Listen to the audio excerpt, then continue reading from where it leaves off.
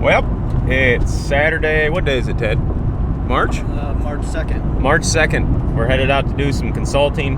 Actually, no, we're doing a scouting workshop here in Missouri. Going to be scouting some farmland draws today. A lot of country that I grew up hunting right in this general area. A lot of flat ground, fence rows, waterways, you know, where you're dealing with constant crop rotation and fairly flat ground, occasional little creek bottom somewhere, but not a lot of woods. We got about 20 people that are going to be at this workshop. Should be pretty fun. Ted might even find a shed antler. Oh, Might even find one of these little babes. Uh-oh, look out. God, old son. Oh, this old boy's trying to race. He's probably going to the workshop. Oh man, he's excited. Look at him. You better watch out. This Smurf will eat him alive. Just send him right in there, get right up underneath him, get him loose, get him turned a little bit. Yep. What does Robert say? No, I can't do it. Do it. Tell him what Robert said. What does he say? I'll do it. Oh, Robert.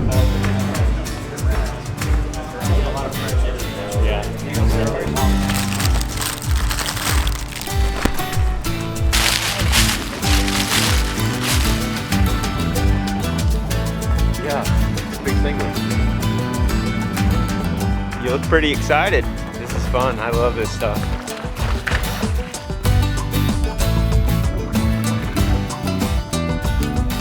Hold that up again, one. Nice. That's certainly him, isn't it? World County. Boy, they did. Basically, I'm going to show you guys some of these beds first, and then we're going to talk about the strategy and the crop rotation and stuff like that in here. Yeah, this is browse heavy in here.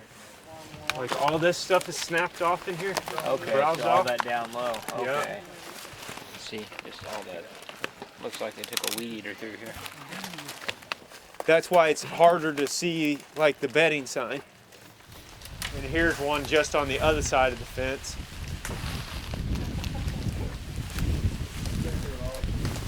See where that grass is matted down in there? See the hair in there? Yeah. Got one right there. Good eye. Well, I didn't find it. He did. You know, you can see the tracks coming out. It's old too. I mean, that's why this sign is tougher to see in here, is because they're not here all year. It's just very seasonal bedding, but definitely something you got to pay attention to. Like, look at how wide that fence row is. There's just nothing up here, but nobody ever comes up here. Trail there going through, heavy trail here. Going through right here in this corner. This is what I was talking about earlier, like working out, inside out. We're finding a lot of beds down through there, and you're thinking, well, how in the world do you hunt that? But that's why I said, look at this fence row here. And look at the differences in this fence row versus this fence row. This one's a lot thinner. The habitat isn't quite as good for them right there. I ain't saying deer won't bed in that thing like they will in this. They probably will to a certain degree, but that's the best spot. This fence row right here is better.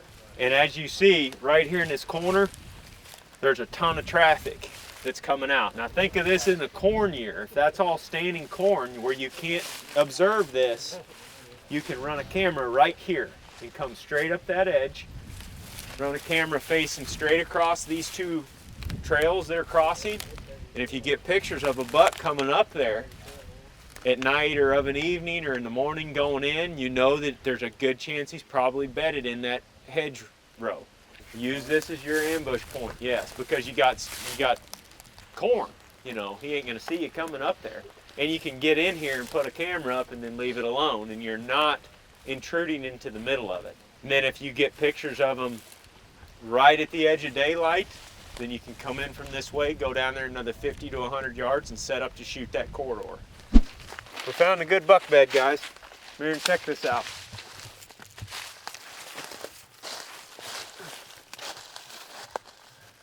A lot of folks are always asking, how do you know if it's a buck bed or a doe bed? And I just had a piece of deer hair right here. That's what we're always looking for, is deer hair in the bed. And in this case, it's easy to identify that it's a buck bed because there's rubs on the front of the bed. You can see them all down through there. There's 6, 7 rubs right here. And there's no trail or anything running through here. It's just in kind of a little thicket. You can see the hole that they got carved out there. They got another bed right here where they're shifting around. You know, it's not just one bed, it's a group of beds, half dozen, 10 beds right here in this little thicket where these immature cedars are kind of running out. That's pretty simple logic. I mean, if you find a bed and there's rubs in it, there's a good chance there's a buck that's using it at some point or another. It's definitely bedding here. Some throughout the fall. There's another old rub too. I always like seeing that because that tells you that they've used it for multiple years. You know, maybe not in every situation, but they've used this bedding area at some point in the last 3 or 4 years, and then they used it last fall because those rubs are from last October, November time frame. If there's bucks in here, this is where they're going to cruise. You know, especially with the wind coming from the west, I guess, would be from that way. So when looking for like public land places to hunt, like I know in Missouri, we're fortunate to have a lot. When you're looking for a place on Onyx, do you look for something that is monogamous or look for something that has like hard transitions and like a water source, like even if it's closer to the city? Or I would try to avoid the higher population areas, but don't write them off necessarily. I mean, if that's what you got to hunt, then hunt it. And then within the area, I'm always looking at the most diverse habitat. And that's why we haven't scouted their whole property today. We've kind of picked these different areas of the farm and concentrated around those because those are the areas with the most diversity. Like right here, you got a field on top where they got crops planted. Then you got grassy cedars with some good thermal cover bedding, like good wind cover in a sense, where they could get in there and they could nudge up against a cedar and stay out of the elements. Then you got the creek that's right here in the bottom. And the further you come this way from that field to the east, the further away you get from pressure. So the more relaxed they're going to feel on this interior transition. They basically have this big wall of cedars and grass and stuff that acts as a barrier from people. That's why they're going to travel right here instead of up top in the open field. And if you're hunting public land, that's where everybody's going to be hunting, is up on that field. They won't think about coming all the way around, because think about it, that field is only 200 yards from the road. It's like, well, if I want to hunt the deer that are using that area, I can just walk straight from the road. Well, the way we'd come into this is we'd go way around to the north and hook way in along that roadway at the bottom.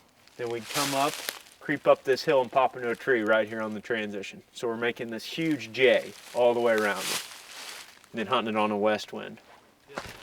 Please spend a lot of time in there. He put his head on that tree, Ted, and he moved it up and down a bit. Tip of the day. That's a buck rub.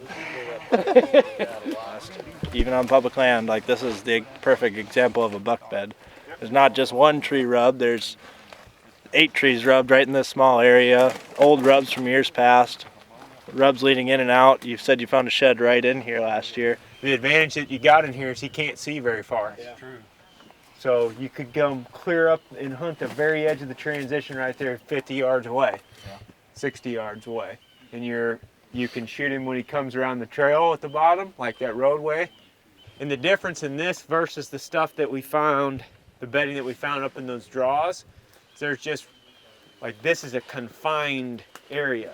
There's only a few of these spots where you got this. He's bedding within this 30-yard circle. Yeah, I mean, because of these big cedar trees creating this little canopy for him in here, you know, there's a good chance there's a buckland right here. And the thing I like about this spot is I won't say it's wind specific. I mean, he can get in here, and that's why there's no real one defined bed, but it's all knocked down in here. He can lay over there, he can look out that way with the wind coming this way. I mean, pretty much any wind direction, he can be in here looking out whatever way he needs to. There's hair all over the place. Yeah. Oh yeah, they're There's bedding. chunks They're bedding all over in here. Yeah. Just take some exits out and look. That makes the most sense, Jake. I'd be confident in getting up this far. You're 60 yards, maybe. If you came straight out of the bottom right up in here, got in one of these trees, you could shoot, because I just cut 3-4 exits coming out of that thing, heading towards the bottom. You got a rub right there Yeah. on that trail right over there. I would say to come in here in the morning, but it's going to be so hard getting in here of a morning. Like you could come in here in the evening and hook way around and come down through that bottom and then come straight up this ditch and pop into a tree right here. Shag mark there might be a pretty good option. And what wind are you thinking? West. West wind. Yep. It'd He'd be be right in your heading- favor. He'd be heading this way. Why? Because the wind goes back? He might not head this way. He might stand up and go to that field. Right. That's what I don't asked. know.